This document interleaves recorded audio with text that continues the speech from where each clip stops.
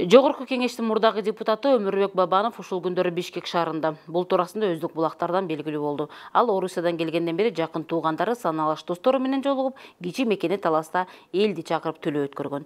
Бабанов Кыргызстанга келерде УКМК камакалары туурасында маалымат тарап, бирок андай кадам күч органдары тарабынан болгон эмес. Андыктан ал бийлик менен бир толкунда болуп калгандыгы айтылган болчу. Аңгыча саясаттагы таныштары Бабанов азырынча чоң саясатка киришпей тургандыгын айтышкан. Феликс Колов болсо маалымат булактарына Бабанов Кыргызстанга келгенден кийин жолукканын айтып чыкты. Маектешүүдө анын сөзүнөн чоң саясатка келе турган ою жок экендигин түшүнгөнүн кошумчалаган. Азыр болсо Өмүрбек Бабанов үй бүлөсү менен алек экен. Анткени күчү кызы менен көптөн бери көрүшө элек болчу. Башка туугандары менен дагы. Мындан сырткары Феликс Колов белгилегендей, Бабанов 1,5 жылдай өлкөдө болбоду. Эми ал жеке иштер менен алек болот. Ошондой эле ага карата ачылган 2 кылмыш иши чечилбеген бойдон турат. Ал адвокаттар менен кеңешип, процессуалдык ишти чечүү жолдорун табыш керек. Ал адам саясат менен алектенбей турган сөзүн айтты. Ошондуктан Бабанов темасын айланчыктоонун кереги жок. Ал эми Бабановдун жакын тарапташы чынында эле Өмүрбек Бабанов премьер-министр же дагы чоң саясатта болуу маселеси талкуулап же караган жок. Ал үй бүлөсү менен алек.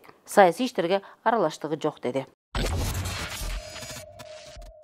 Мурдагы президент Алмазбек Атамбаевдин уулу Кадырбек Атамбаев башкы прокуратуранын анын атасына жана жакындарына тиешелүү камакка алынган 120 мүлк боюнча маалыматтын элди адаштыруу жана фейк деп атады. Ал Фейсбуктагы баракчасына Алмазбек Шаршеновичке жана анын үй бүлөсүнө таандык делген 120 мүлк боюнча кайрылуу жасап коеюн. Биздин үй бүлөгө жазылган мүлк бизге тиешелүү эмес. Массалык маалымат каражаттарына жарыяланган фейк маалыматтарды бийликтин кара пиары деп эсептейм деп жазды. Ал прокуратура көрсөткөн 120 мүлктүн 101-и Алмазбек Атамбаевга жана анын үй бүлөсүнө таандык эмес экенин, ал эми Кыргыз Автомаш 2007 жылдан бери алга тиешелүү эмес экенин билдирди. Ошондой эле башкы прокуратура алардын атына 1996 жылы эле сатылып кеткен үйлөрдү да жазып койгонун кошумчалаган. Алардын бир гана банкта 2002 жылы ачылган эсеби бар экенин, Апрель каналынын эч кандай банк уячасы жок экендигин жазды. Арестован на счет, который существовал с 2002 года, еще с Акаевского времени.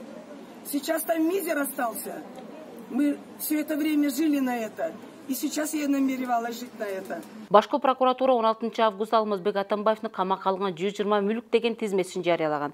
Анда Атамбаевга жана анын аялына Кыргыз Автомашка, Апрель ТВ жабык акционерлик коомуна тийиштүү делген банк уячалары камакка алынганы көрсөтүлгөн. Башкы көзөмөл орган тараткан маалыматка караганда 5 автоунаа, 4 жер тилкеси, алардын 2 Кой Ташта, Ала Мүтүн жана Ысык Ата райондорунда, Кой Таштагы Ден соолукту чыңдоо борбору, Турак үй, Арашандагы Жайыт, Кой Таштагы жана Арашанда көп жылдык дарактар отургузулган 3 жер тилкеси мурдагы президентке караштуу экени аныкталган. Ушунун бардыгына жана Раиса Атамбаева караштуу 3 машина, Батир жана Бишкектеги жеке менчик үй камакка коюлду. Камакка алынгандардын арасында Кыргыз Автомаштын мүлкү, Жалкичи районунда көп кабаттуу үй, ушул эле райондо 18 Батир, Ибраимов көчөсүндөгү 3 Батир, Матросова көчөсүндөгү киши жашабаган 39 имарат, ушул эле көчөдөгү жер тилкелери, соода үйү, дүкөн, кеңсе, темир жолу жана Матросова көчөсүндөгү резервуар 18 цех жана 5 кампа бар.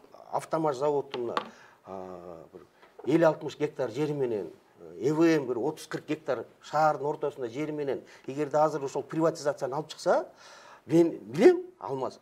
Ошол заводду 1,5-2 миллион рубльга сатып алган. 1,5-2 миллион рубльга сатып алган. Баш аягы көп болсо бир 4-5 миллионго 5-6 завод сатып алган.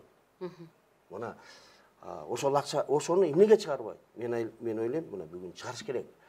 Правоохранительный органдар, прокуратуралар буларды аягына чейин казып, мына заводдор кайсыл канча акчага сатылып алган, кайсыл акчага алынган, эмне кылынган.